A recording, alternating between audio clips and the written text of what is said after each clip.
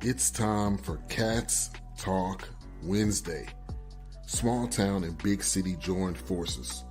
Benny Hardy of Lynch, Kentucky, and Terry Brown of Louisville, Kentucky, team up to give you free-flowing, laid-back sports talk.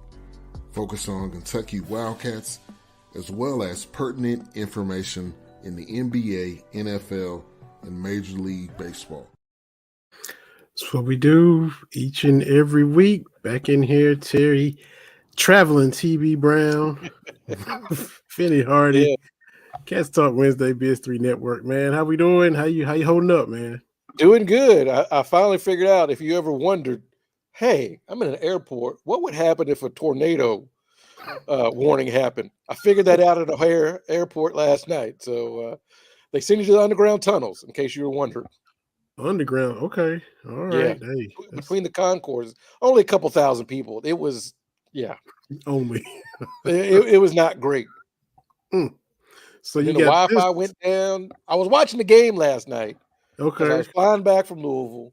And I Yeah. found a bar. I was like, yeah, give me a little something, and found the game. I was like, oh, okay. Kentucky, Mississippi State, great. And of course, they weren't playing great. But Mhm. right when they started making that run the second half, the gentleman gets on the intercom.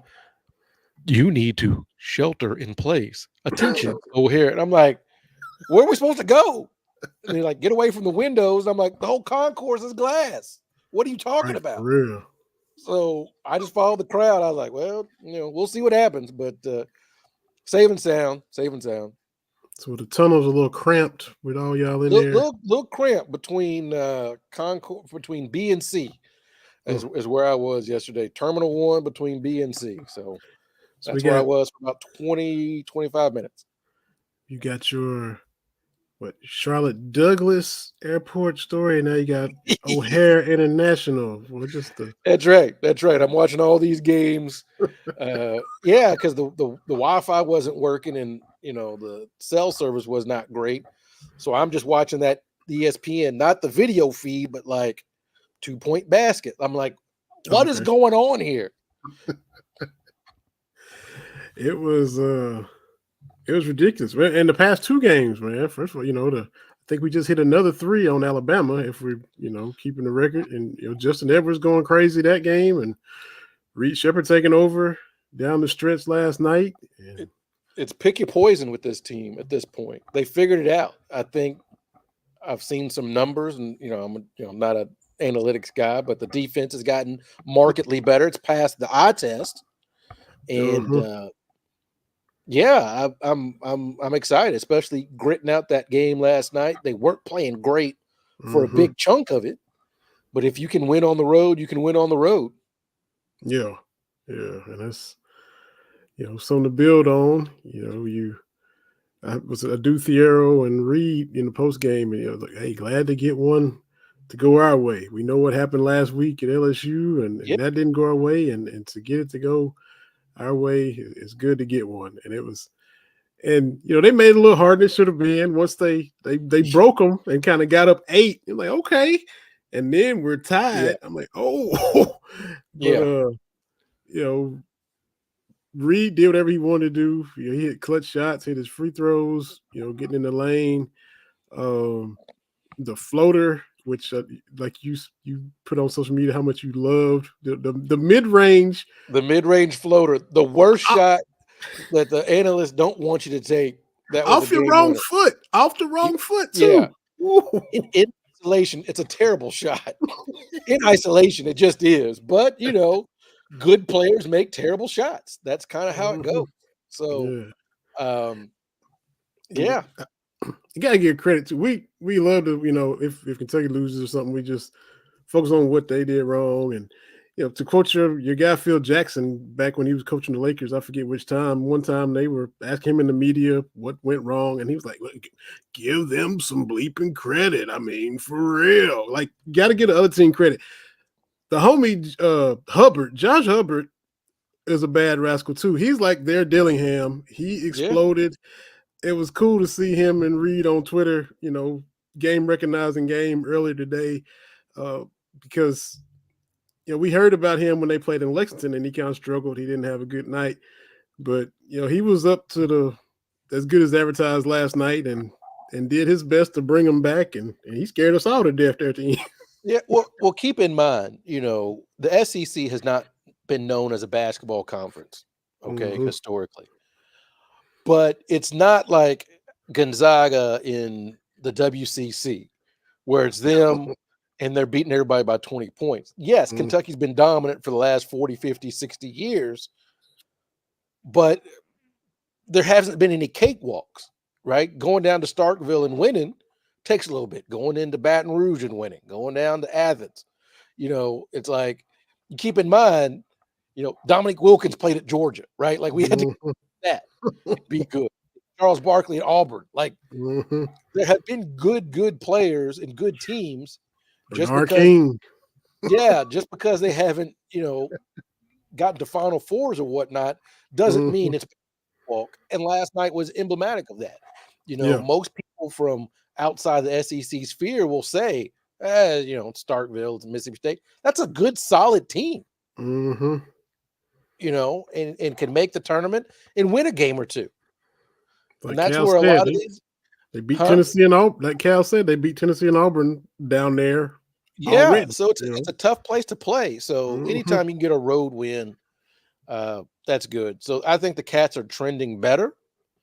Hopefully get Trey Mitchell back and kind of round out everything. It's March in 2 days. It is. So it's time to do it. So they're putting together their best performances this time of year. Yeah, for sure. So it's good to see. You get Arkansas this weekend, and then Vanderbilt and Tennessee, and that's it. That's it. So, but they prevented a court storm. I know that's become a thing. I guess I got to be old man at the cloud, yelling at the cloud. I've been against court storming. Yes, I know there haven't been any quote unquote major incidents. There have been some. Bystanders have been hurt, different things like that. So it's not been completely without blemish. Yeah. We don't need non-players, non-coaches on the court, on the field. I get it. It used to be something, hey, we beat Tennessee for the first time in 40 years. I get that, right? I get, Ole Miss, when they beat Kentucky for the first time, I think in 98, they beat Kentucky for like the first time since 1920 something. I get that, right? Beating Alabama. Like, I get that. But Wake Forest, they beat Duke just last year. And now it seems like we're getting 3 or 4 of these a week. The frequency is my concern. And I think if you keep doing something that's more and more dangerous, the frequency increases the risk. That's the first part. 2, I've said it before, I'm going to keep saying it. We love sports. We hate athletes. They are our gladiators. We don't see them as fully human. It's only a matter of time before some college kid, someone who's probably been overserved, tries to make a point on an opposing player coming off the court. And when people broke down the Filipowski Duke thing with the Zapruder film, like, oh, he's trying to make contact. Yeah, there's going to be an athlete who's going to try to get off the court, and we're going to have a completely avoidable situation. That's real. And so what they sell us about college is the difference is it's the passion, right? It's the fan bases, it's the 12th man at A&M. It's 120,000 people at the big house in Michigan, and fans are part of it. And the Duke, the Cameron crazies, they're right there on top of you. The fans are not part of what goes on. They are not part of it. They are not an integral part to what goes on.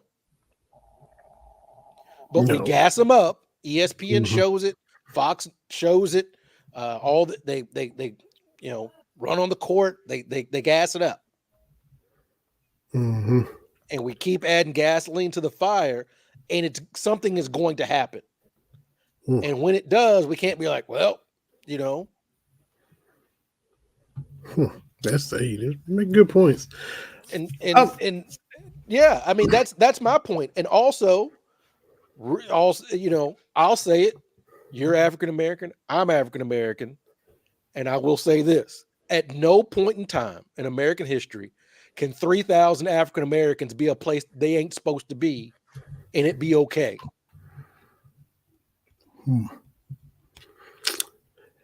And that's all that said, I'm still in the other camp. I'm like, I get that you've been against it. I get you've been the old man barking at the cloud or whatever on the Simpsons. But I mean, if they tweak it a little bit, fine. But I'm right with it. I storm the court. We beat Tennessee. Do I have to storm it every time? Should Wake storm every time they beat Duke? Probably not. But I'm fine. We're gonna have something. We keep this up, and we keep building up. And look, if we just say it's part of it, keep it moving. But now the opposite side, the side opposite me is, this is great. We need this. Man, these college kids are hearing that. We're part of it. And the thing about Wake, the game wasn't over. Right. Now they gotta. So I mean, now they realize, like, hey, we can do this whenever we want, is what people are telling me. So don't be surprised when they do it.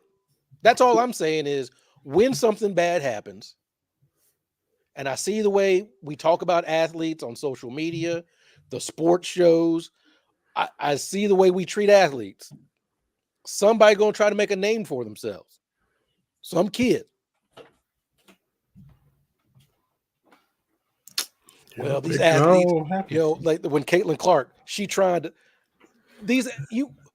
drawing like, why would someone draw a foul call in a situation like that? You're Caitlin Clark. You're making X amount of money, NIL, potential pro career. Why would you potentially try to injure yourself by exaggerating contact? The math ain't mathing. Yeah, that was Filipowski is going to, he's a Duke guy, whatever. He's going to the league. Mm-hmm. What would the benefit be to him to exaggerate the contact? What's the benefit? Mm-hmm. And the same video I saw, hey, one of those they put their hands on him. Yo. Mm-hmm. As long as we're okay with athletes putting their hands on fans. Hey. Because my whole thing is, y'all want to keep doing it, fine. Y'all want to have people rush the court, but if I'm Coach Cal, if I'm John Shire, if I'm whoever, give me some dudes. Give me some dudes that are barely in college in the first place. Clear us a path. I mean, if that's what y'all want, right? If y'all want to just have them out there and do what, fine. I'm fine with that. But don't be surprised when an athlete is like, I'm not here for this. I'm not here for somebody in my face. We just lost again. I'm not here for it. Yeah. And Kentucky fans, do y'all not remember Darius Miller? Yeah. I forgot who picked him up. Almost got swallowed up by the crowd. Y'all don't remember that? Mm-hmm. Because he fell on the Watford shot to block it. Right. I can't remember the player who got him to his feet. That could have been disastrous. Yeah. But it's cool. It looks good on TV. I get it. Yeah. Mm-hmm. Football's different because those dudes got pads. Yeah. But basketball, you just out here in a tank top and shorts. Mm-hmm. I don't want to be, I told you so, because I hope nothing bad happens. Yeah. But I know people. You might be in the, you might be. I told you so. We've been doing this for 50 years. Yeah, but the regularity is going up. The vitriol that the athletes are facing. Yeah. It's a recipe. Something bad going to happen. It could be for sure.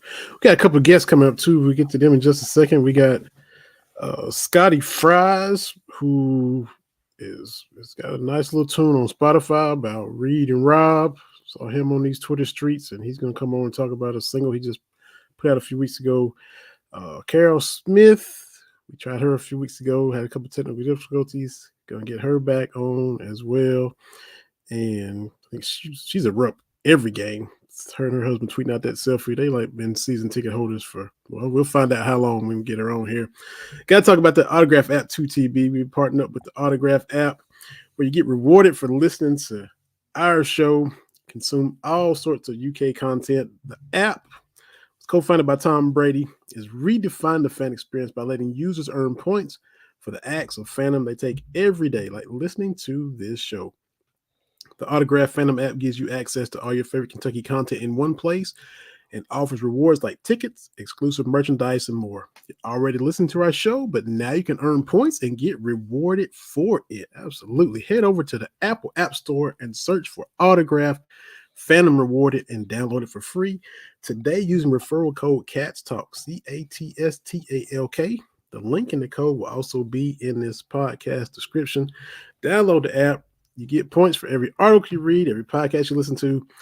If you got something you submit as a fan, you get points for that. Check the leaderboard. There's your standings. You can see where you rank. They always dropping tickets. They got tickets. They had tickets to Alabama games, $16 each. They had ticket packages. I think they got stuff for Arkansas coming up this weekend. You had $16 tickets, man. Yeah. So good stuff, and we appreciate them partnering up with us here on Cats Talk Wednesday. We got to get some congratulations out there too, because I know you before you hop off, because we don't talk a lot of high school basketball, but you went to Seneca, who was in the 7th region. Mm-hmm. I'm in Harlan County, which is 13th region, and you sent me a little tweet about I think y'all got the player of the year for y'all's region. In the 7th region, yeah, man. Yeah, who was it? I can find you a text. Gotta give him some love. And 13th region got the player of the year for the Black Bears too. So Kelron House, 7th region player of the year, the Seneca High School. I think this might be our first region player of the year in a long time. Going back to the Tony Kimbrough days. Okay. All right. So congratulations to the young man, Mr. House. And it's gonna be district tournament time, state tournament time, all that's, like you said, it's March in 2 days, so all that's coming right up. Gotta say congratulations to Trent Noah for the Harlan County Black Bears, who is going into his senior year. He just broke the record for scoring in Harlan County, period. That was held by Charles Thomas, who I'm sure you remember from that Minnesota team in 97. Asked Wildcat Corey about him when they played Harlan, and he still talking about that time they played Harlan. So Trent broke Charles's scoring record, and so he's closing in on 3,400 career points and committed to South Carolina. So now my only hope, congratulations, my hope is that he doesn't pull a Chris Lofton and light us up in Rupp Arena. But he's on his way to Columbia, and they, as we know, they got a squad down there. Lamont Paris got a squad. So congrats to Trent, man. Absolutely. Look at us. Our alma mater is shining bright. That's it. And I still, man, just the fact that way back, Ron Kane coached football for you guys and then came to Cumberland. And I mean, that link, that connection is, from Seneca to Cumberland is just something else. I'm gonna get the link to Scotty right quick, get him the email. But definitely had to talk about that. Got backtracked too about our guy Freddie Maggott, who's been on here a lot. We talked about his article, It's Okay Not to Be Okay. But we never did mention the fact that, I knew, and we all knew at home that Freddie was colorblind. And that's that little stuff in a small town. Everybody knows everybody. Everybody knows everybody, knowing that. But you saw a few weeks ago where he got those glasses where he was able to see color for the first time, and just stuff we take for granted. The blue sky is pretty, the green grass is pretty. We know that. We've been seeing that our whole life. But to go 40, 50 plus years and never see that, and then put on some glasses and see that has to be an amazing experience for that, so for those who've been able to do that and like, whoa, this is what. Wow. My good friend Ralph was colorblind or is colorblind, and just because I'm trying to remember how I figured it out. Huh. I'm trying to remember. We were watching something. I was like, "What are you talking about? Like, that's red. Like, what?" But anyway, I got you. Yeah, good to see Freddie. That's a good video of him seeing color for the first time. Yeah. And going back to, Alabama, Justin Edwards, people getting impatient with him or wanting to write him off, and everything he's been going through off the court. It doesn't rain all the time. Him and Reed talking about, the mental approach and sticking with it. And he was able to, we saw him break through. Cal kept playing him. People get mad at Cal for continuing to do that. And it all paid off for him. Well, we got a gripe about the lineups, right? That's the new thing. Win, lose, especially when we got a gripe about that. I see a lot of people. We got to give it to Reed. Reed played well last night. He also played like 36 minutes. Like, okay, he didn't start, but he I don't. You can't play 5 dudes 40 minutes a game, right? Like, you can't. That's been the trigger, the issue the last few seasons. The Ty Washington, Kellen Grady team, right? He's had tired legs, and not everybody can be Tom Thibodeau. It just these are our guys. Yeah, run them in the ground. That way when the playoffs and stuff come, they got dead legs. Yeah. Or they love to say that, but was it Dusty? They said used to wear his bullpen out, or that's what the Reds fans would say. But oh well, the Cubs fans too. They blame him. Oh, the Cubs too. Okay. For Mark Pryor and Kerry Wood. They blame. I don't know enough to. I don't know enough baseball stuff to know that, to have an opinion. But as I've told some of our mutual Cubs fans, I ain't here for Dusty Baker slander. Oh yeah. That's one of those doppelganger picks. You do that, and you do Alonzo from training day, and periodically it'll be on your timeline. You with the Cubs hat with the toothpick. I'm ridiculous. It's clear. I'm ridiculous. It is very clear. Yeah, man. Absolutely. So, great win last night like you said, to go down there in a tough place, and it's a step. It's a step. You thought we might see it against LSU. You go down there and beat Auburn. Okay, let's keep it rolling in Baton Rouge. You had a little slip up.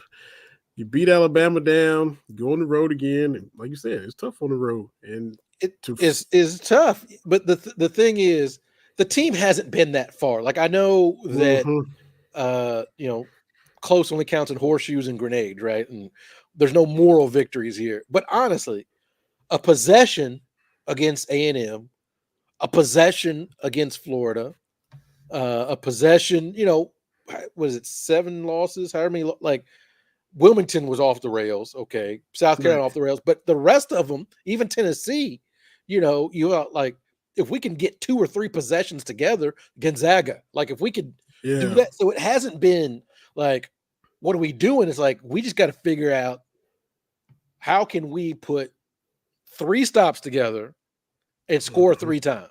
Because that's what happened against Alabama. Alabama had like 3 or 4 empty possessions, and that one lineup, I think, went like 27-8, on that run for that stretch. Like, that's what we can do. Yeah. And to keep fighting like they did, down 8 at half, and then it balloons up to 13, and they're and they just chipped away, and that's that confidence, because they had not yet seen, where they were able to seal the deal like that, right? And that was good, because they're going to have to do it if they're going to win 6 straight here in a couple of weeks. Yeah, you got to do it. We're to the point now. It's got to get done. And the thing is, you just have to ride that hot hand. And they got plenty of hot hands. They got, like you said, pick your poison at the very beginning. We got our guests getting connected in the back. The BS3 Network Green Room, the Kentucky Vibe Coordinator, what he calls himself. Reed and Rob is on Spotify as well as other platforms out right now. Gonna give our listeners a little taste. I hope I don't get in trouble playing his song right before we have him on here. Scotty Fry is backstage. We're gonna bring him on right now. Talking about Reed and Rob and talking cat. Yeah, I'm on my job. I feel like Reed. Yeah. Oh man. I'll get you going. We need it. How you doing, man? Appreciate you hopping on here with us. Man, I'm doing good. I'm cracking up because I just came back from being in Florida over the weekend. So I was in the airport too. And it was just like marveling. Airports always be getting you just in weird situations. Like, how are we ending up here? Yeah, TB's always like he hopped on for a minute, but he's about dead. He's been traveling. They had the tornado warning and stuff. You heard him, and yeah, he was. He's a big 49ers fan. We outside of Kentucky, we agree on nothing. So that's the whole foundation of this podcast. So he was watching the Niners beat my Cowboys last year, and he was in the airport, and he was having to try to catch what he could before he hit the plane. So he got some airport stories, man. But man, it's too soon to bring up the Super Bowl again. We're gonna let that one lie for a second, man. For real. You a Niners fan too? No. I'm more a Bengals fan for regional rooting, but man, it's so close. It's just hard to really pick against Mahomes, even if you're rooting against him. Like his track record, it's hard to do. Yeah, you give him this much time, he gonna kill you. Yeah, the secret ingredient, Mike Edwards on the back end of that defense. That's right. Tampa Bay get one too. It was interesting. I was living in Lexington and was a neighbor of his like senior year, going into senior year at UK. And cool.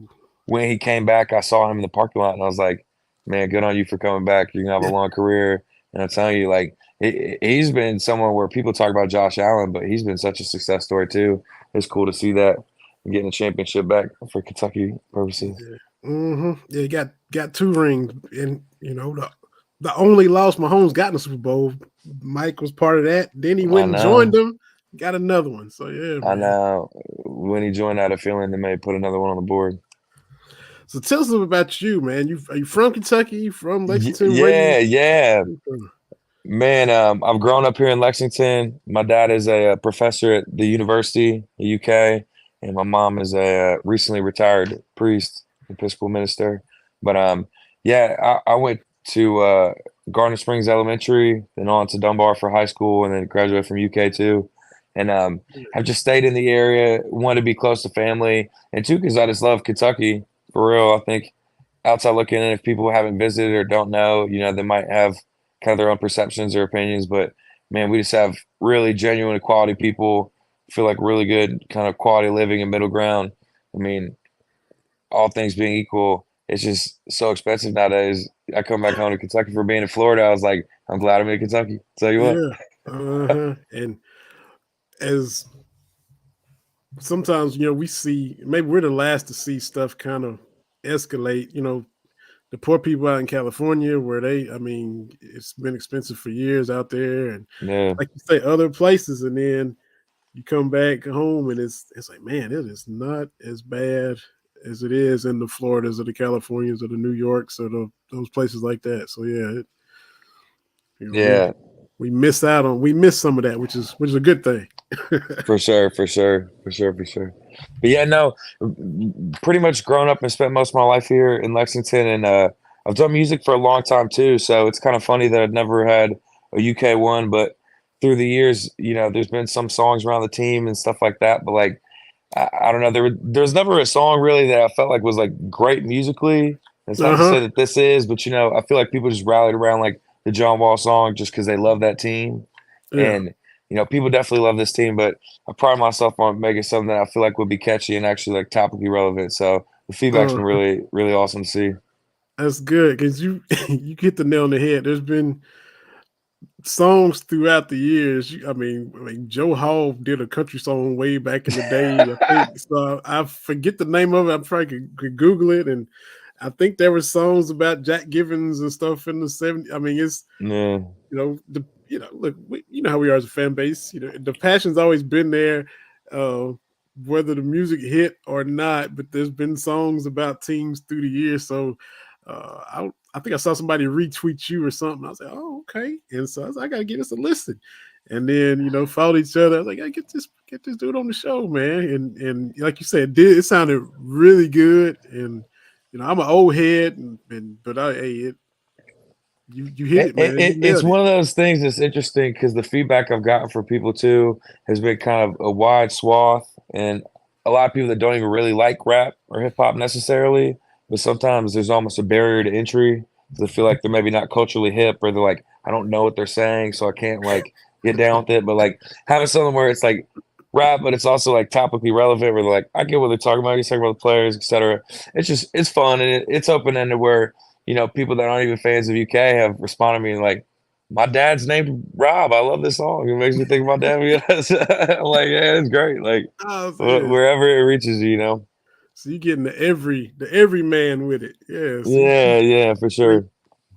So when did you start doing music? Were you like grade school, just on the Yeah. keyboard? Or- Honestly, grade school music class in town in Lexington, actually in elementary school in Garden Springs, we had a really, really good music program, and that just kind of from a young age had me interested in music.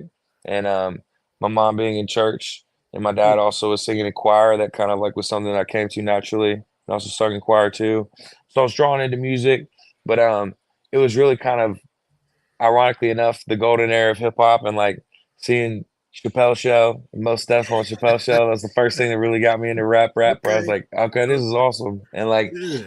culturally relevant stuff. In the verse that really struck me, it was most Dev's beef freestyle, where he was talking about Iraq and the West Bank and stuff that 20 Mhm. years later is still going on.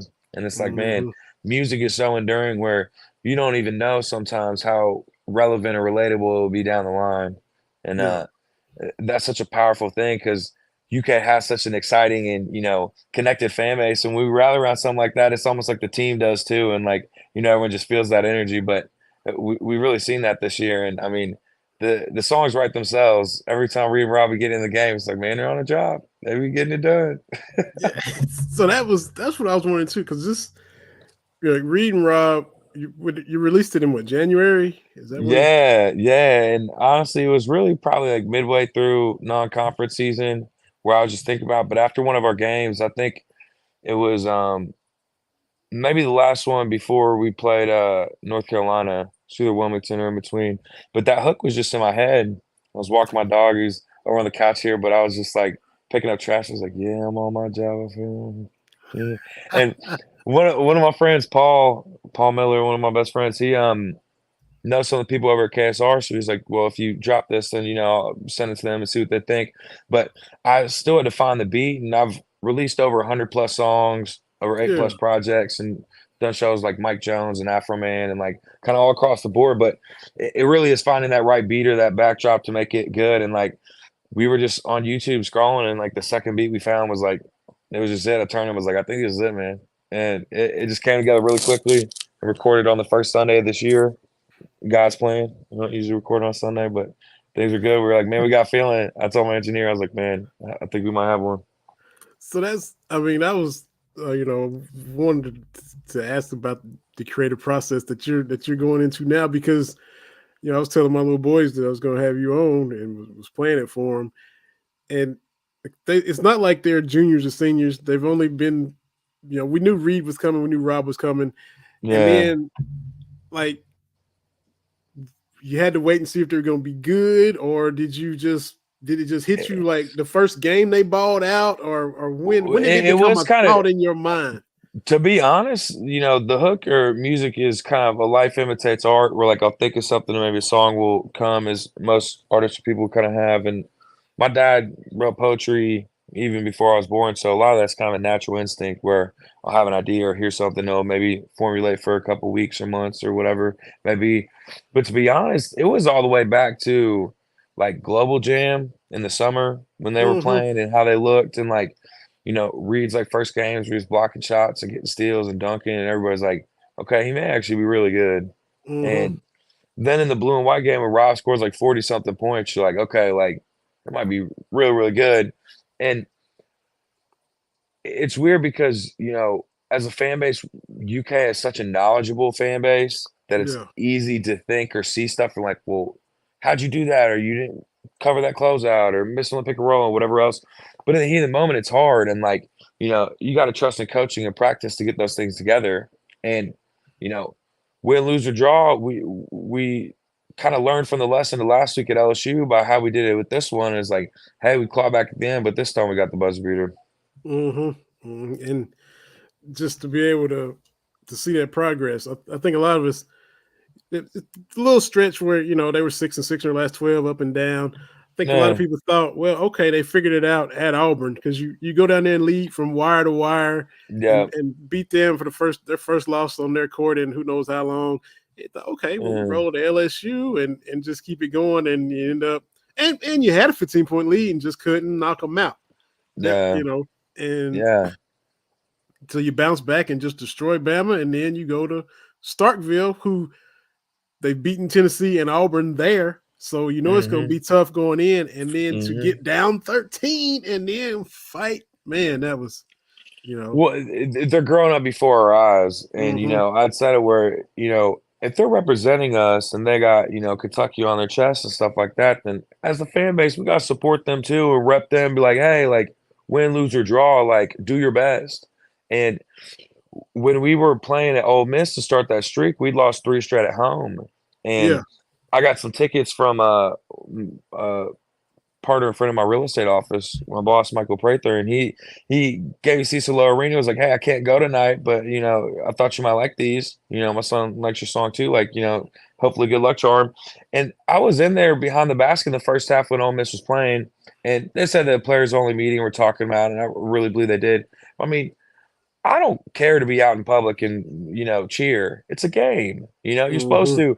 And every time they had the ball on defense, I was yelling my head off, like, oh, look at it. And this one behind me pulled on my shirt, was like, can you sit down? Like, I was like, honestly, we've lost 3 straight games at home. I can't for this one. Like, right. we need the home court advantage. You like anything you do, it's gonna be more difficult if there's extra noise, extra adversity, extra anything.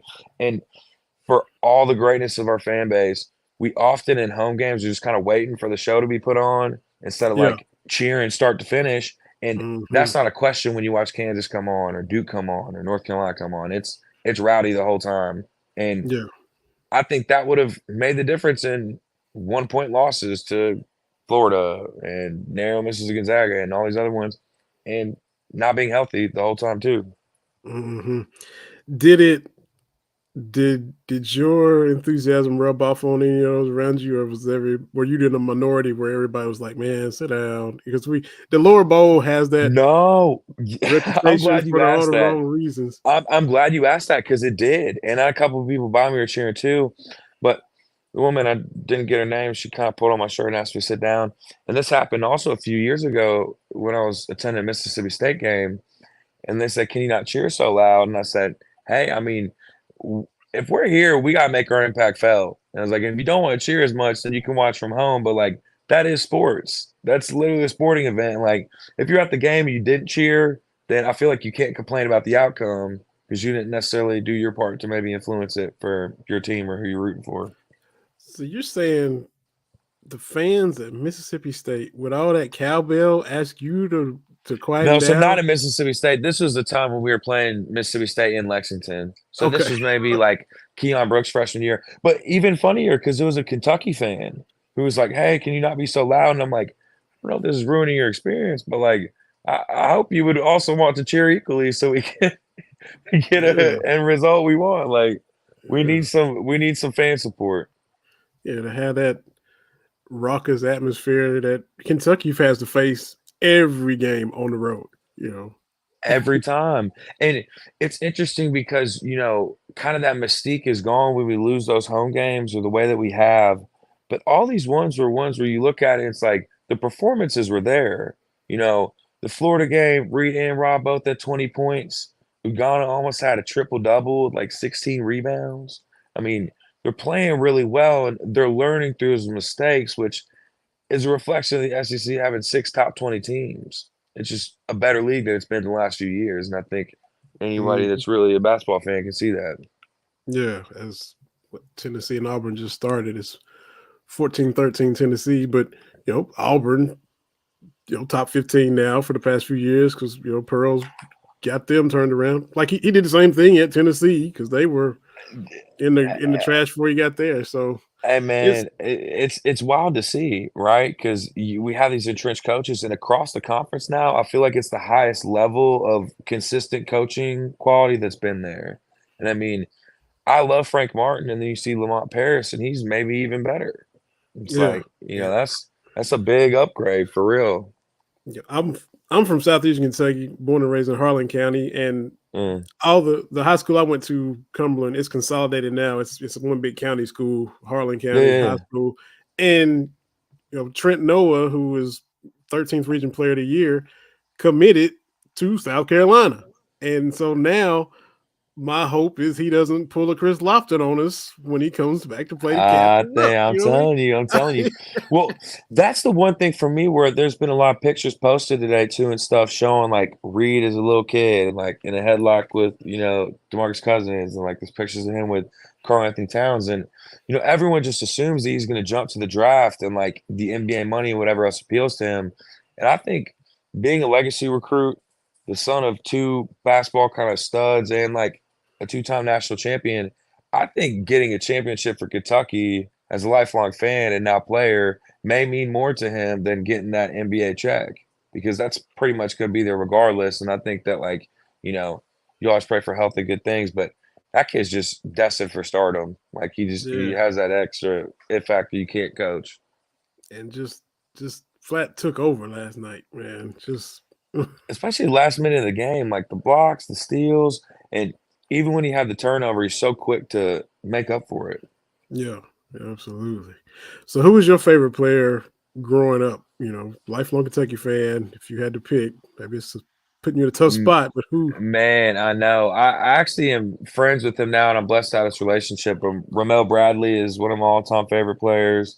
He's really, really somebody that's underrated, and I think looking back, he was a fantastic player.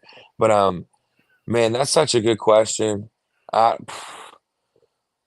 It's funny. I think somebody who's underrated that I really enjoyed, and he was there actually when I was a student at UK and I graduated in 2015. But I really loved Deron Lamb, and I had classes with Deron. And I'm telling you, he was just one of those players where he was incredibly clutch, and I think meant as much to that title run as Anthony Davis or Kid Gilchrist or anybody else. Darius Miller, the list goes on, and like he doesn't necessarily get his flowers as he should. But he is one of those guards that I think, when he was on it is very hard to stop. Yeah, definitely. My 11-year-old wanted me to ask you too.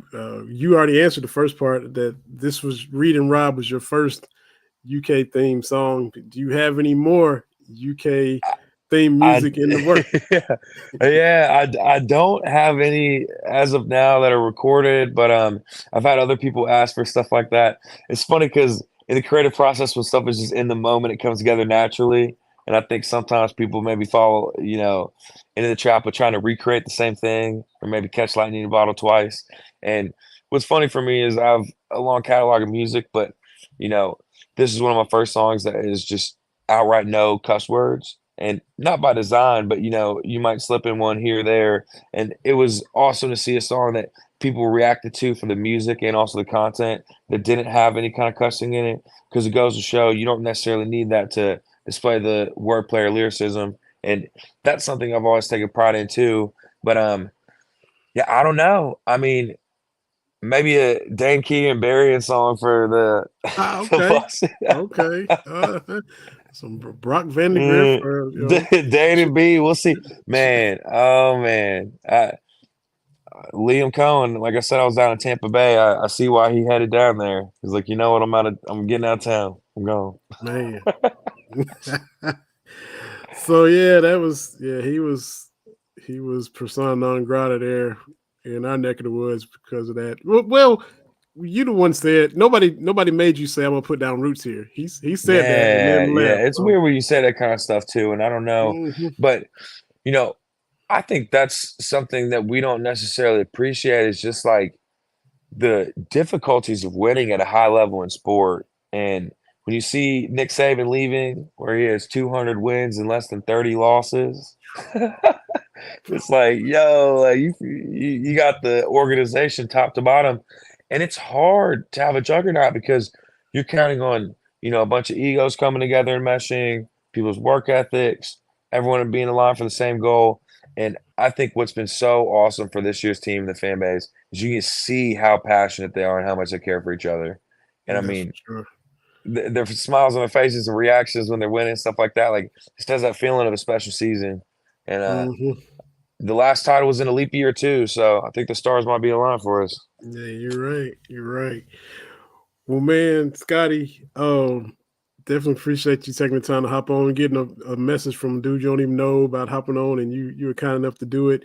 Yes, Where can sir. everybody find Reed and Rob? Where is it available at? I listen on Spotify, but where can everybody get it and access your music, man?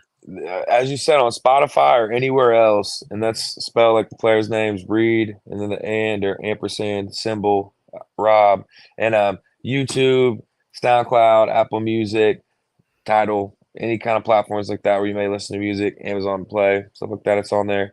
And like I said, I got a big back catalog, 100 plus tracks. So anything that you like, dropped an album last year, been outside, there's some good stuff. So man, it's just it's a great culmination for me. Exciting, having done music now for 10 plus years, and to get something or released it now at least for 10 plus years, and get something that has the fan base so hyped. And I'll tell you, I got a feeling, Vinny. I don't think we're done yet, man. I think we're only Hey, getting better.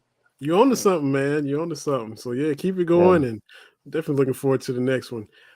Jason Huber commented, Shimu Evans was his guy growing up. And for me, well, like I'm older too, but I think I Derek love Anderson. that. Yeah. I was a little too young for Rex. I was 8 or 9 when he Mhm. was there, but Derek Anderson was kind of my wheelhouse in high school when they were there in Kentucky, and so yeah, man. But everybody got their Man, favorites, and that's depending on how that old we are. And that's what I say. I was of the age because I just turned 30 in September, where my real team that I kind of like attached to or knew very well was the team that lost to Dwayne Wade, and when they mhm, had Eric Daniels, Cliff Hawkins, Gerald Fitch, all of yeah. them were very very talented and very kind of underrated players that in the pantheon of the recent years I think it lost for how good they actually were.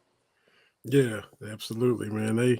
They went on a run. They won 26 straight. Keith Bogans was hurt in that Elite Eight game. He was gimpy. He was out there, but he wasn't 100%. And just like we saw Josh Hubbard tip his hat to Reed today, Reed. we had to tip our hat to D Wade because he killed us, man. He just Man, I say it all the time. That's what I love about the era because he just plays like D Wade, just be going downhill, aggressive, attacking. It's like, man, you got to have a player like that on that team. And since he's came back healthy, like we look completely different. So, that's true. man, That's we got to true. run in this for real. Absolutely, man. Scotty, I can't thank you enough for hopping on here, man. Good to meet you and chop Yeah, it up, and enjoying the single, man. You own it, man. Everybody likes it, and it's perfect for the fan base, man. So keep man, doing what you're doing, man. it applies to you too, Vinny, because you out here on your job, you making it happen. This is my first time getting to use StreamYard, and it's a Oh, there you go. I might cut out a little bit, yeah. But Yeah, I just appreciate you so much, man, for real. And thank you for the time having me on, man. I just want to say God bless and go Cats. absolutely, Scotty, man. Appreciate you. Everybody, go All check right. out Reed and Rob on all those platforms. You definitely gonna like it, man. Scotty Fries, we'll get you back on here again sometime, man. Thank you. That's perfect, man. Have a great rest of the show. We'll catch up soon, okay? All right, man. You too. All right. Got our next guest backstage. Thanks again to Scotty Fries for hopping on here. Follow him at Scotty Fries. We got it scrolling on the screen there. Our second guest, kind enough to hop on. Been looking forward to talking to this lady. Look, y'all see her selfies from Rupp Arena before every game. Tyrese Maxey's biggest fan. She's repping those Sixers. Talking about none other than Carol Kraft Smith. Carol, welcome to the show. How are Hey, you doing? I'm good, hon. How are you? Can't complain. Appreciate you hopping on here. Sorry about the little technical stuff last time, but glad to have you now. No worries. Happy to be here. Yeah, appreciate you. So just tell us a little bit about you. I know you. I don't know where you're from in Kentucky, but I'm just looking. Winchester. I'm not Okay, far from Lexington at all. So okay. Winchester, born and bred right here. So Clark County. All right, Yeah, all good right. old Clark County. Good stuff. Good stuff. That's the GRC. So that's that where you went to school. GRC is where I graduated high school. That All is right. correct. They got some good teams over there right now too. They They're sure playing do. pretty well. Yeah, Yeah, yeah, for sure. So come state tournament time, they always in the mix, they're every year. there. They're there. Mhm, So that's it. So I see you tweeting out the pictures, you and your husband. I'm gonna say he's the other half, you're the better half. That's how it always y'all that's how it wives. always is. Look, I've been married 22 years. I know y'all are the better half. We're the other half. Most So definitely. you a season ticket holder at Rupp Arena, and I sure am. how long you been a We season have ticket holder? had tickets for 5 years. We got Okay. in the lottery and lucked out and got tickets, and we were actually, I love my seats. We've actually got to come down um a little bit since we got them. We're in the new chair backs right behind the bench. Oh, So I've really? got, Okay. we're in section 232. So, and I know Okay. everybody's gonna be like, I know that section because that woman don't sit down the whole ball game. She's up screaming and hollering the whole game. But they're really good seats. We love it. My husband jokes all the time. He says, Carol, I don't know why we pay for your ticket. You're never in your seat. I am in my seat. I rest at halftime. So yes. There you go. There you go. So kind of like what Scotty was saying, he's up and cheering the whole time, and there's people around him, and we've known about this for years with the lower boat. Hey, can you sit down? So are you around the same people, or they still Um, try to get you to well, sit down? Or it wouldn't do him any good because I'm not going to sit. I'm there to stand and cheer on my cats. I haven't been told to sit down. I'm I'm sure that they'd like for me to, but I will not. We ended up getting tickets right behind Jeff and Stacy Shepherd okay, for the uh-huh. Ole Miss game. We were probably about 6 or 7 rows up. And for the most part, everybody in that section was up. Hmm. They were standing up. So I will give some of them that, but Rupp Arena does frustrate me sometimes. I don't care if it's a lesser known team. Cheer the whole time. You know these young men on the floor hear us. Hmm. I know Absolutely. they hear me because I don't stop. So you're in 232 every game, pretty much? 232, just about every game. We lucked out and got floor seats. We actually got to sit on the floor for the when we played St. Joseph when we went into overtime. Okay. So that Okay. was a good game to be on the floor for. So Yeah. different experience down there. It's a little bit different. They give you a set of rules you have to follow. Mm. You can't if you stand and cheer, you stand, you sit right back down, which was very hard for me because it's like I've got Mexican jumping beans in my behind. I'm up and down, up and down. So I have to get up. So that was very hard for me. You can't stretch your legs out. You have to sit with them up. And I get that, you have to watch for flying balls, they said, or flying players. I'm like, well, all that's fine with me. But it Yeah. was it was an experience to sit on the floor. Very, very different. Yeah, I'd say so.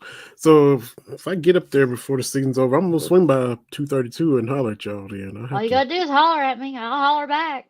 All right, I'll come by and say hey before it starts if I get up there for sure. And back, I think when I first messaged you about coming on, because I knew, been following each other on Twitter. I think you followed our show account, and then Mhm. my account and followed you. So I would see your selfie that y'all take before every game, Every and game. I was wanting to get you on, and when it didn't work out to have you on, I think that was right after the Georgia game at home when Big Z first got in, and I just Oh wanted my to get goodness. your Oh thoughts my because you were goodness. there. I was there and it was a rip arena can get loud. It can get loud in there. Of course I'm loud. But when Big Z, of course, he got freed, I think that day, Yeah. or maybe the day Mhm. before. When he was coming on the floor, it got so loud in there, my ears started popping. I've never heard it get that loud, and it was so electric, and I was so excited for him. But I told my husband, I said, we should be like this for every player. We Mhm. should be like this for every player. And I got so worked up and got so excited. My Apple Watch is like, oh, your heart rate's up. You need to calm down a little bit. Thought we had a situation, huh? It did that to me too when we played Kansas because I'm not a Bill Self fan. So I was all jacked up during that game. It was like, Carol, your heart rate's up. You need to calm it down a little bit. It was worried about you. Man, so we've got Arkansas this weekend, Vanderbilt next Wednesday, and then that's it for the That's home it. schedule. And I'm so bummed. I would live in Rupp Arena. I believe college basketball ought to be year round. Yeah. So Yeah, it would be nice. It's to me it always flies by, but this year's went even faster. It's hard to believe it's already that's what I March. thought because, of course, I'm a diehard fan, ride or die. I got to meet the guys. I went to the women's clinic back before the season started. So I got to interact and meet all the players and such a good group of young men. I was so excited for them. And now I've only got 2 more games with them, so it makes me a little sad. Yeah. So that's where what you had the picture of you and Big Z and Bradshaw, I think. Yeah, Was they that were the calling clinic? them the Twin Towers, is what they were Yeah. calling them. They were calling them the Twin Towers, and I mean, I think I'm tall anyway at 5'5", but I mean to stand between these two young men, it was like wow, they Yeah. were so tall, and it was the picture where Big Z is looking down at me talking. My husband said, I want to know what he's saying to you." Yeah. That was a conversation for sure. So was your husband taking the picture? No, no, that was at the women's clinic. Actually, my best Oh, friend okay. Jamie was Okay. taking that picture. That's So right. That's right. So we all know too that you're a big Sixers fan because of Tyrese Maxey. Who before Maxey came along, who was your favorite player? Who would you of course, I'm going to go back some. I loved Travis Ford. okay. I loved Kalina Azubuike. Yeah. Of course, Kenny Skywalker. I mean, who doesn't love him? I Hmm. watched him play. Richie Farmer. Winston Bennett. I had quite a few, but I Yeah. have to say Tyrese Maxey is probably my all-time favorite. Yeah. And Love Maxey. so was that maybe when you first got season tickets about when That's he when came we along? first got tickets. That was his first year there. And I was super bummed. I never got to meet him when we were there. Did not Oh get to man. meet him. But I did get to meet, Manuel Quickly, EJ Montgomery, Ashton Hagans. I got to meet quite a few of them. I even got to meet Manuel Quickly's aunt. Her and Yeah. I, we keep in touch and talk. So Oh pretty nice. cool. But my goal is to meet Tyrese Maxey. We want to go see him play in the NBA, and we want to do it in Philadelphia at his home. So, That'd be nice. That'd be nice. yeah. And he's so personable. I mean, I don't know if you saw the other day. I'm sure you did, but the young kid that he interacted. Yes. Oh, you know, I'm like, I say I'd be the opposite. I'd be grabbing a hold of, not wanting to let go. I mean, it's just it's his work ethic on and off the court. It's how mhm. he carries himself. And of course, I think he's a great little ball player anyway, but it's how he is in general. Yeah, It's for just, sure. he's just love. I love Maxie. So we were watching him in the All-Star game. Super excited. He got to be an All-Star this year. Hmm. So we watched him do that, and it's just I was so excited for him because that to me I think that's a big stage for him. Definitely is.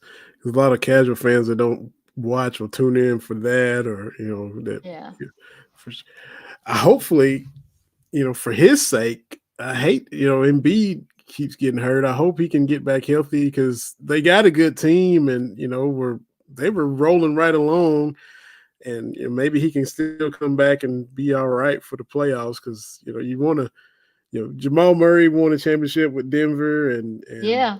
Shea Gilgeous-Alexander is got on a great team in Oklahoma City, Yeah, but there's quite a few cats in the NBA right now. So yeah. So to see Maxey in Philadelphia have a deep run, maybe get to the finals would be good. But hopefully they can be healthy and get the big man back so he can get a little more help. Have a I would love to see it because I sat and watched him his first year. He came in when the whole Ben Simmons saga was going on, oh and yeah. he just picked that team up like, okay, here, I'll do what I can, and that's what he says. He says, it's not about me, it's about my team, and I'm going to play with my team and for my team. So That's how can you right. not love his kid?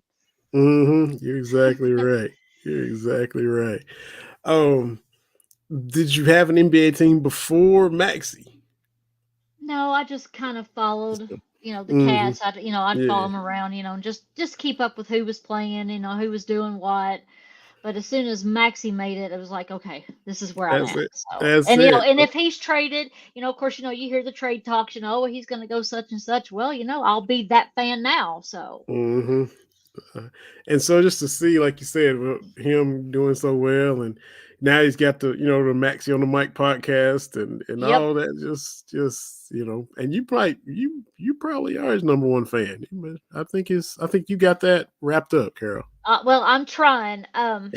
We discovered a few years ago that in Kentucky, they've got the UK plate that's blue. It says Go Big Blue on it. You can get it personalized now. Oh, So okay. my plate spells MAX3Y. That was Wow. his number at Kentucky, so it's Uh-huh. Maxie. So if they don't know I'm a fan, they already know if they get behind me on the road. So That's right. That's right. You got creative with your plate. That's real nice. Now, I gotta flip and change right quick because I on your bio also it says that you're into ballroom dancing. So I how did am. that come about? Actually, it was my daughter and son-in-law. They were doing it, and she's like, "Oh, mom, y'all come, come do it." So getting Scott to go was like pulling chicken teeth. He was like, "Carol, I don't want to go." I mean, he literally went kicking and screaming. And I said, "Scott, let's just go. They give you a free 30-minute lesson. If you don't like it, we won't do it again." So we walked in, and this teacher comes bounding up. "Hey guys, how are you?" And he's like, "I just want you to know right now, I don't want to be here." I thought, "Oh, great." Cameron's like, "Let's go." So they taught us the hustle with 3 moves. We walked off the floor. He said, "Where do I sign?" Wow. So yeah, changed his mind. So we've been doing it since 2015.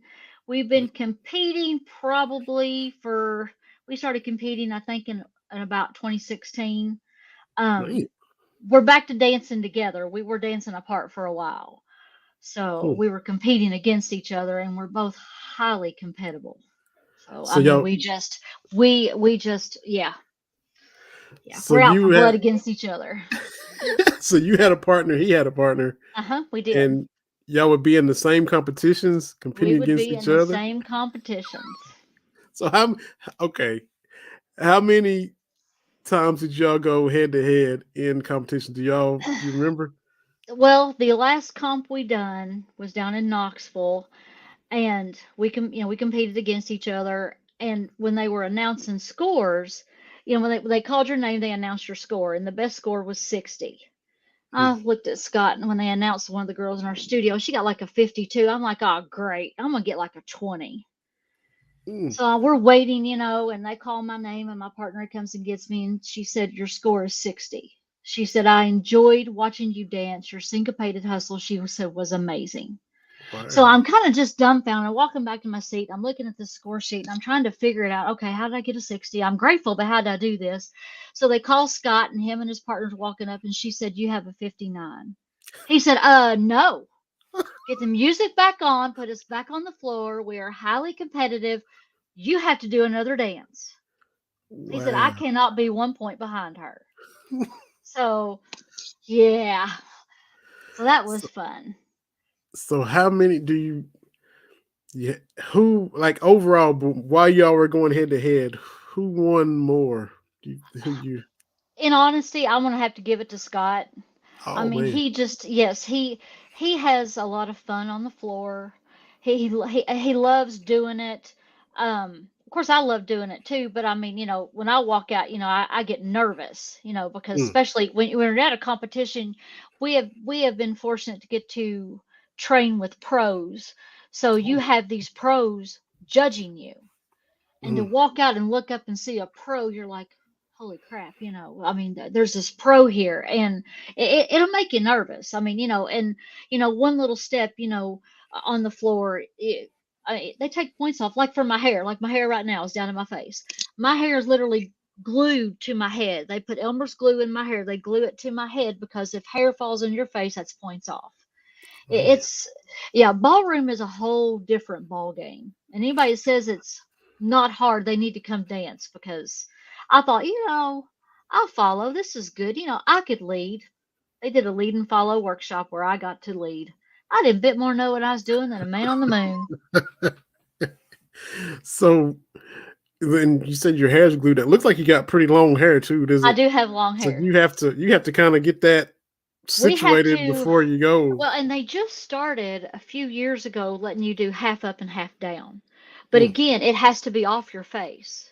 Okay. I mean, and washing it out, you can't just, you have to watch her. You'll break off a section of your hair. You have to let that glue run out with as hot of water as you can stand. And of course, the makeup is so thick. I feel like they put it on with a putty knife, and I'm thinking, why is this on so thick? And they're like, they got to be able to see you 30 feet across the floor. They got to be able to see you when you're moving, see your face, see your hair, make sure you've got perfect lines. Oh yeah, it's a whole new world. So you and your partner, it's you and your partner, only ones on the floor, and it's a pretty big space for them to need to see you from 30 feet away to judge if you're doing a show dance, it's just you and your partner. But when you're competing, they do what they call heats. In smooth, you've got waltz, tango, Viennese waltz, foxtrot. That's your smooth, and you're out there probably with 20 other couples on the floor. Okay. Wow. I mean, yeah, you have a full floor, and if you know anything about ballroom dancing and seen any of it, you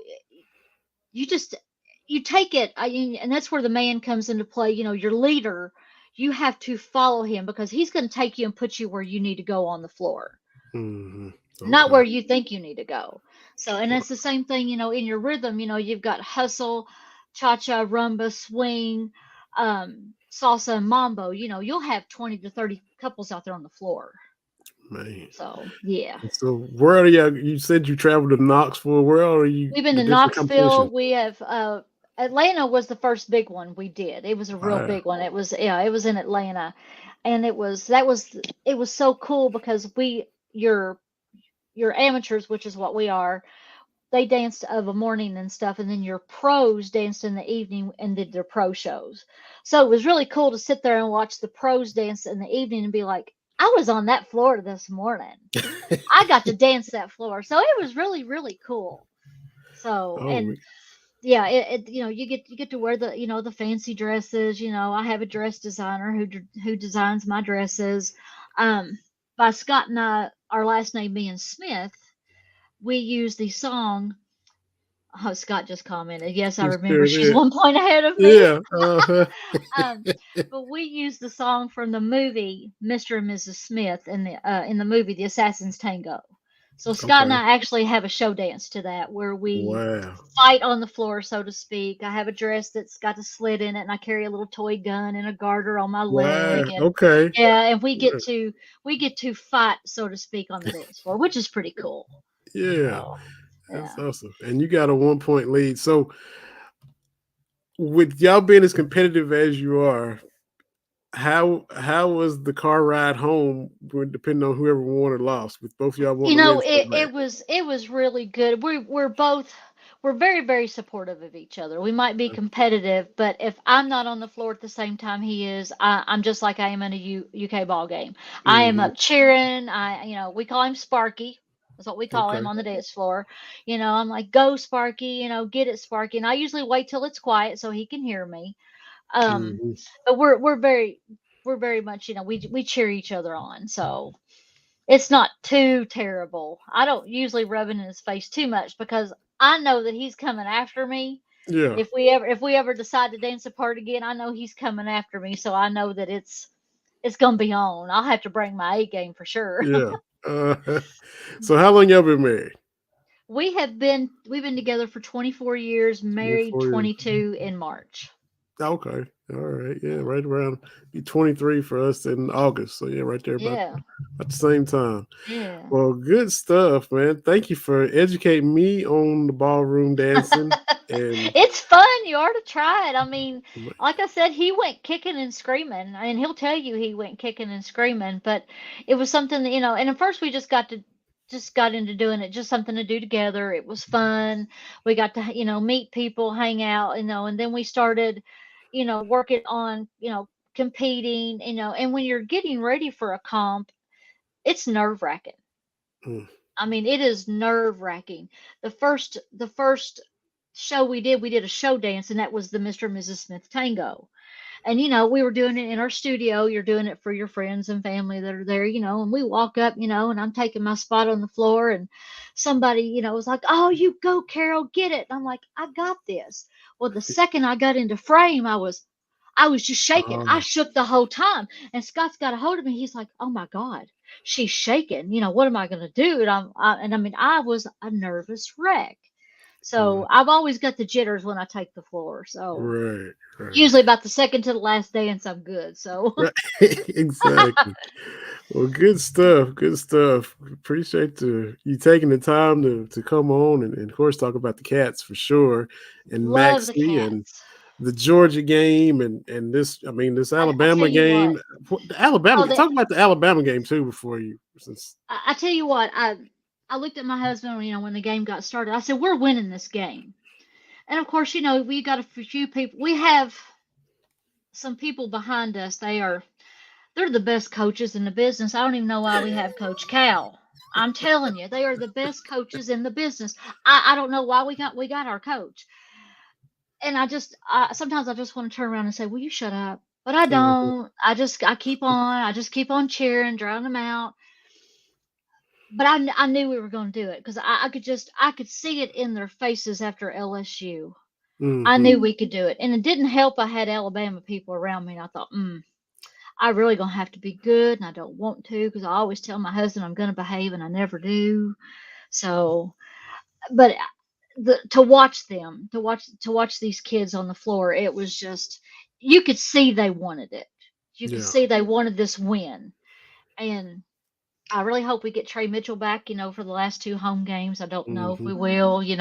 I've been watching to see. Um, but you could tell they all care about one another. They all care. When they come off the floor, like I said, I'm behind the bench so I can see it. They're encouraging each other and talking to each other, and it, they played some very very good ball against Alabama. And I just Yeah. I knew we had it, but I told my husband, I said, these slow starts, I said, they're giving me heart palpitations. They're going to have to get this stuff going. Yes. You know, Exactly. within the first 5 minutes, I want us to be up by 30. So, Yeah, and that makes what they did last night so much more impressive because it was 14-3 in the blink of an eye, oh, and then they just kept clawing and eh, scratching back. oh my goodness. When I'm in Rupp, the joke around the house is when I'm a clean freak anyway. When I get nervous, I clean. Hmm. So everybody jokes. Oh, I bet your row at Rupp's clean. Yeah, it's pretty clean. Because I'm nervous. But when I'm there, I'm confined. I'm there. I'm gonna cheer. At home, it's like I can get up and walk away from this. So I'm looking for stuff to clean. I'm nervous. And I'll hear Scott holler. I'm like, "Don't tell me, don't tell me." Then I run in there. Okay, what's going on? You gotta tell me. Yeah, So yeah, I was super excited when he came up. He came and told me. He said, "We're up 8." I said, "Shut up." And then he said, "Oh, they just hit a 3." I said, "Okay, don't tell me. Don't tell me yeah. anything else. Don't tell me anything else." Then I'm getting nervous. So I come back downstairs and I'm going on to something else. And he comes up in the kitchen and he said, Reed got up and he shot a 2-pointer. And I'm like, "Did we win? Just tell me we win first, then tell me how we done it." Because That's I'm in good. here on pins and needles. Mm-hmm. So yeah, it was great, great win. Like I said, they had the heart, and I'm so so excited for this team. I really, really think that. Of course, I always think they're always going to win. We're going to win a national championship, but I think they can really, really do it if they put their minds to it. If they keep it clicking, they definitely give themselves a good chance. They sure do. The Gonzaga game bummed me out. I just really, really knew we had that game, and yeah. I was super, super bummed on that one. So, and I am one, I will pout. I will pout for days when we lose. So, Yeah, it's yeah, because we live and breathe it. So that's how oh, those just I get it. tell you what, it's about the round ball in my house, and my husband, when we first got together, I lived in Illinois. I lived up there for 9 years. So when we first, were dating and stuff, he said, "Oh, I want to take you to see the Fighting Illini. You got to see this basketball team." I'm like, "You ain't seen college ball, you've seen Kentucky." I'm like, Uh-huh. "Really?" And of course, that's when Bill Self was there, so I was not a fan anyway. Oh, right. Uh-huh. So I'm like, "No, thank you." So I brought him down here and took him to a Kentucky basketball game. He's like, "Okay, you win." So he is a die-hard basketball fan. Of course, he played basketball, so that's his wheelhouse. But yeah, I'm always excited during round ball season. So Yeah. And you're like my co-host Terry. If you've seen him on Twitter, he's like you. He cleans and that nervous energy, and he'll oh clean the whole house and vacuum this and scrub that. It's just like you during the game. He wasn't able to stay on this evening the whole time, but y'all are both nervous cleaners when the Cats oh were on my TV. gosh, I mean the kids will tell you can eat off the floor, and it's like I don't recommend anybody doing that. But I get nervous, and I mean I will go from one extreme to another, and I have to tell Scott, okay, don't react. I don't want to hear you react. Don't holler. Don't say anything because then I get really really nervous. Because in Rupp, I can let that aggression out, because I'm the one that will tell the refs they suck, and I'll wait till it's quiet and scream it out because I want them to hear me. And I like to think Yeah. that they can hear me. So, Oh you yeah. know. Absolutely. Yeah, you got a good strategy, Carol. You sure do. Well, I appreciate you taking the time to hop on here. It's so nice to be able to Well, talk thank to you you, for having me. see each other on Yeah. Twitter and retweet each other and all that. So to get you on here and talk about the Cats was a lot of fun. And next time I'm there for a home game, I'm gonna come over there and holler at y'all in your section for Look sure. for me. Just look Sure for we me. well, appreciate it. Enjoy the rest of the evening and let's beat You too. Arkansas this weekend Oh, we and y'all got have this. yeah, for sure. But thank you so much and Thank you. appreciate you taking the time, Carol. I really do. Thank you. All right. Take care. Mm. Carol Kraft Smith. And thanks to Carol. Thanks to Scotty. Had a good episode this evening. Got Arkansas Saturday. And look, it's March. It's time to keep it going. It'll be March in a couple days. So it's that time. Time for the high schools to get it going. State tournament time, NCAA tournament time. That's what we've been waiting for. So enjoyed everybody taking the time to listen. Appreciate our guest. Appreciate the BS3 Network for putting us on. Check out the Autograph app. Listen to podcasts, read articles, get points for doing so. Appreciate everybody that took the time once again. This is episode of Cats Talk Wednesday. No show next week. We'll be back in 2 weeks. But keep following us on Twitter. Just put a poll out about court storming. Y'all comment and react to the poll. And we'll holler at y'all a week. Well, not this Wednesday, but next Wednesday. An episode of Cats Talk Wednesday. So for TB, Scotty Fries, and Carol Smith, this is Vinny Hardy. But another episode of Cats Talk Wednesday on the BS3 Network. We'll holler at y'all later.